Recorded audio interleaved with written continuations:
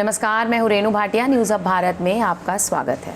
बागपत के ढिकौली गांव की किसान पंचायत में प्रधानमंत्री के खिलाफ बोलने पर जयंत चौधरी का विरोध। बागपत जनपद के ढिकौली गांव स्थित किसान इंटर कॉलेज पहुंचे रालोद उपाध्यक्ष जयंत चौधरी ने रविवार को किसान पंचायत को संबोधित किया। जयंत चौधरी ने कहा कि सरकार किसान विरोधी हो गई है। बैठे बैठे लखनऊ से फैसला लिया जा रहा है। कोई प्राइवेट मंडी नहीं बनेगी। आपसे सरकार बनी है, आपने सरकार बनाई है, लेकिन आपकी सरकार आपकी बात नहीं सुन रही है। कहा कि प्रधानमंत्री रोज बंगाल में रैली कर रहे हैं, उनको किसानों के लिए समय नहीं है। किसान ने किया जयंत के भाषण का विरोध। जयंत चौधरी के अपने भाषण में कुछ तल्ख बातें प्रधानमंत्री पर कहीं तो किसानों ने इसका विरोध किया। किसानों ने जयंत को रोका तो जयंत ने अपने भाषण में वाक्य बदल दिया और चुनाव को लेकर बातें करते हुए बोले, चुनाव को लेकर फैसला लेने का समय आ गया है। दिन रात सोचना पड़ेगा। चुनाव भी आपको ही लड़ना पड़ेगा। सिंधु बॉर्डर पर तंत्र ने रची थी हिंसा की साजिश। जयंत चौधरी ने कहा कि सिंधु बॉर्डर पर तंत्र ने हिंसा की साजिश रची थी। वीडियो जारी करने वाले पत्रकार तंत्र के निशाने पर हैं। निष्पक्ष पत्रकारिता करने वालों के भी हम साथ हैं। सरकार किसान आंदोलन को दबाना चाहती है। पहले उन्होंने खालिस्तान का पैंतरा इस्तेमाल किया। कोशिश की गई कि किसानों पर ऐसा आरोप लगा दें कि ये आंदोलन दब जाए। फिर 26 जनवरी के दिन जो भी हुआ उसे एक तैयारी के साथ पेश किया गया और अब इस बात पर आ गए हैं कि ये तो किसानों को नहीं जाटों का आंदोलन है। किसानों के पक्ष में की जा रही है पंचायतें। जयंत चौधरी ने कहा कि माहौल बनाने के लिए किसानों के पक्ष में पंचायतें करने की आवश्यकता इसलिए पड़ी क्योंकि लोग कहते हैं कि ये तो सीमित आंदोलन है, लेकिन हम इस किसान आंदोलन को पूर्वांचल तक लेकर जा रहे हैं। खेती से जुड़े लोग हमारी पंचायतों में आ रहे हैं। आज वक्त खड़ा होने का है, एक साथ जुटने का है, किसानों को एकत्र होने का है। कुनबा बढ़ाने पर जोर। जयंत चौधरी ने पंचायत में शामिल होने आए लोगों को अपना कुनबा बढ़ाने पर जोर दिया ताकि पार्टी को मजबूत किया जा सके। कहा कि पंचायत से लौटे तो बैठे नहीं, अपना कुंबा बढ़ाकर चलना है। कुछ नए लोग हमारे साथ आए हैं। बसपा और सपा के लोग हमारे साथ आ रहे हैं। पंचायत में आप पार्टी के आह्वान पर आए हैं और ये किसान पंचायत है।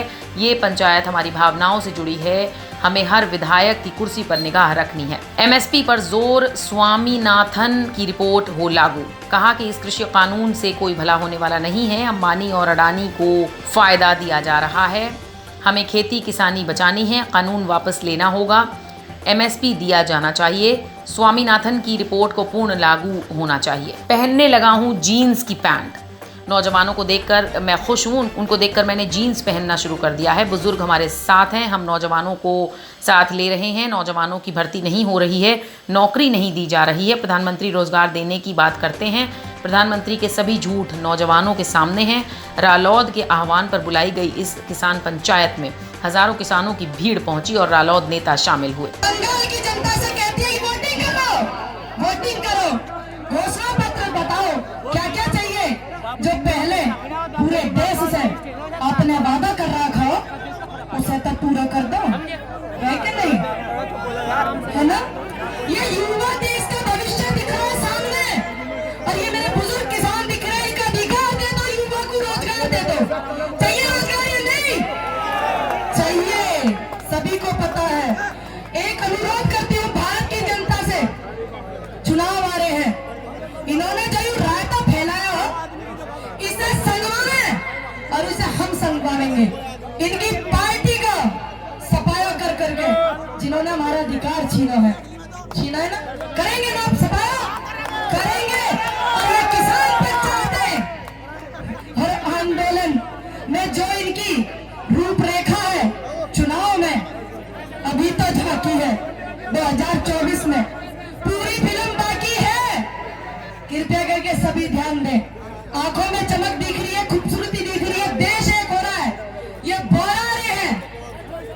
अनुरोध है कि एकत्रित रहें और देश की जनता इस बात को ध्यान रखे कि इन्होंने देश के अन्नदाता को किस तरीके से टेररिस्ट खालिस्तानी पाकिस्तानी बताया और महिलाओं पर अत्याचार करा है। मेरा अनुरोध है कि इस बात को मद्देनजर रखें। चौधरी चरण सिंह जी कह के गए थे कि जिस दिन देश में बीजेपी और आरएसएस आएगी, देश का नाश कर देगी। और हम जैसे युवाओं ने उनकी बात नहीं मानी।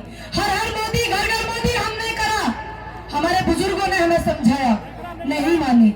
लेकिन सभी से अनुरोध है, जैसे अपने हर हर मोदी, घर घर मोदी किया है, कृपया करके इनकी जो ये सिस्टम चल रहा है, इनकी पार्टी का इन्होंने जो रायता फैलाया तो आप संगवाएंगे। उम्मीद करती हूँ देश के युवाओं से, आह्वान करती हूँ देश के युवाओं से, और देश के अन्नदाता तो ईश्वर के बाद आपका नाम आता है, कि आप इस बात को मद्देनजर रख के 2024 तक पार्टी चुनेंगे, अपनी देश के पदाधिकारी को चुनेंगे या नहीं? चुनेंगे, क्योंकि इनके जो बदतमीज प्रवक्ता बैठे हुए हैं, जहां तक मेरी आवाज पहुंच रही है और इनके लोग देख रहे हैं, तो इस बात को ध्यान रखें। मैं पूनम पंडित तो भैया चुनाव नहीं लड़ना चाहती, मैं तो एसएसओ की हालत खराब करने वाली हूँ, इनके गलेवान में हाथ डालूंगी।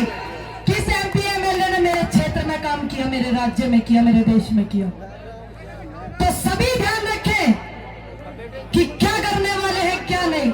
मेरा अनुरोध है कि आप एकत्रित रहें, बस किसान एकता इसको बरकरार रखें, कोई आपका अधिकार नहीं छीन सकता।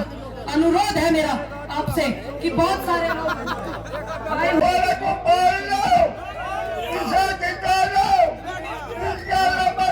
कोई नहीं है किसान और मजदूरों का, किसान जिंदा जाए, किसान भरा रखवाला है।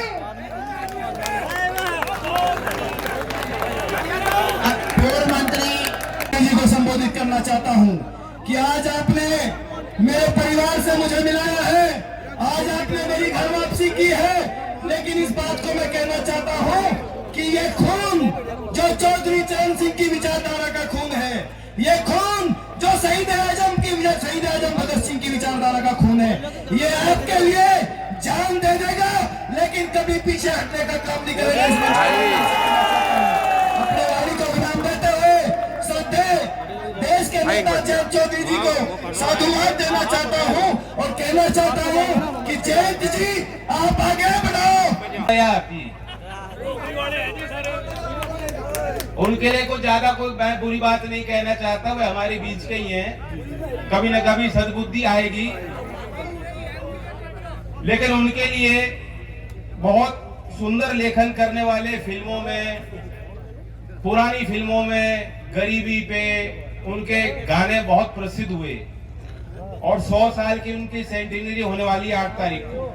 साहिर लुधियानवी, उनके शब्दों में मैं वर्णन करता हूं कि जब आप आज अपने स्वार्थ को जो लोग बचाने के लिए, कुर्सी बचाने के लिए जुटे हैं, किसानों के आंदोलन का विरोध करते हैं, अभिव्यक्ति की आजादी का विरोध करते हैं, नागरिक की आजादियों का हनन करते हैं, जब अगले चुनाव में आप जाओगे तो एक एक मतदाता आपको क्या बोलेगा?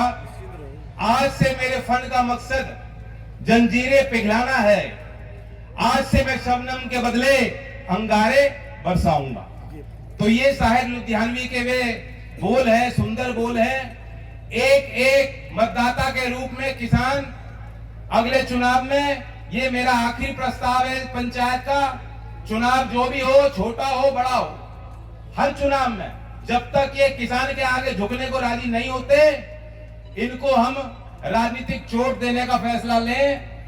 अगर आप राजी हो तो हाथ उठा के बता दो।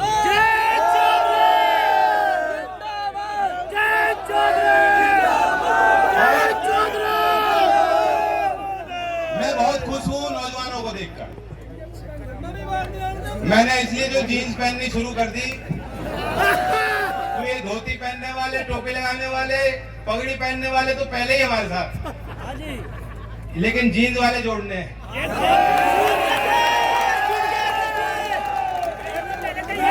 अब इन्हें बहुत बहकाया गया, नौजवानों को बहुत बहकाया। इन्हें नारा दे रखा है डिजिटल इंडिया। डिजिटल इंडिया ऐसा आया है कि भर्ती कैसे होती है आपको पता है, भर्ती हो नहीं रही। अब तो प्री में 5-6 महीने गुजर जाते हैं, प्री नहीं खत्म हो रहे हैं। सिपाहियों की भर्ती होनी थी, 14,000 की तो करा दी, 39,568 जो पोस्ट निकले थे पुलिस के, आप ही रह गए। और फिर नई भर्ती निकाली इनने। तो जो नौजवानों के साथ धोखा किया है सरकार ने, अभी भी झूठ बोलते हैं। योगी जी कभी 2 करोड़ पता नहीं कितने बता दे, कितना नियम तोड़ो ना। तो नौजवानों, आपकी बाबूजी है, बाबूजी नहीं है, बाबा जी है। इनका बाबू बना देना, कोई बात नहीं। नौजवानों मेरे साथ नारा लेना, जय जवान जय किसान, जय जवान जय किसान, चौधरी चरण सिंह जय। Bureau report, news hub Bharat. देश विदेश की सबसे बड़ी और अहम खबरें देखने के लिए हमारे चैनल न्यूज़ हब भारत को सब्सक्राइब और लाइक करना ना भूलें और बेल आइकन ज़रूर दबाएं।